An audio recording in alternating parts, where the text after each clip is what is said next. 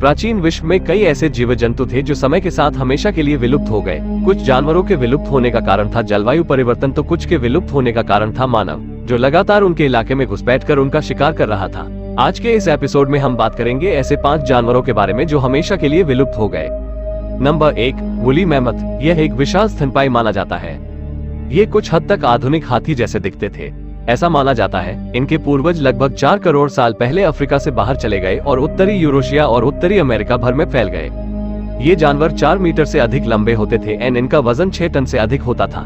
इनका पूरा शरीर फर यानी बालों से ढका हुआ था और इनके पास लंबी घुमावदार दांत हुआ करती थी, जिनकी लंबाई 5 मीटर से भी अधिक हुआ करती थी। वैज्ञानिकों का मानना है कि वूली मैमथ मानव द्वारा शिकार और जलवायु परिवर्तन की मार नहीं झेल पाया एंड 10,000 साल पहले विलुप्त हो गया। नंबर 2, स्टेलसी काव। इनका ये नाम प्रकृतिवादी जॉर्ज स्टेलार के नाम पर रखा गया था, जिन्होंने 1741 में इस प्राणी की खोज की थी। स्टेलसी काव एक शाकाहारी स्तनपायी थी। यह 8 से 9 मीटर बढ़ सकते थे। इनका वजन 8 से 10 टन के बीच होता था। इनका प्राकृतिक निवास मुख्य रूप से दक्षिण पश्चिमी अलास्का एंड बेयरिंग सागर का कमांडर द्वीप हुआ करता था। ये जानवर बहुत वजनी हुआ करते थे। अपना सारा समय सिवार, जो एक समुद्री घास होता है, उसे खाते हुए बिताया करते थे।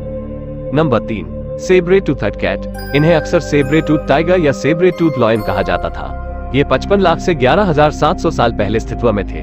ये जानवर मांसाहारी थे और इनका ये नाम उनके लंबे कैनाई जैसे दांतों के कारण पड़ा था। ये जानवर भालू जैसा दिखते थे और इन्हें बहुत उत्कृष्ट शिकारी माना जाता था, जो उस समय के सबसे विशालकाय जानवर जैसे स्लॉथ्स और मैमथ का शिकार किया करते थे। इनका जबड़ा बहुत मजबूत हुआ करता था, जो 120 डिग्री के कोण में भी खुल सकता था।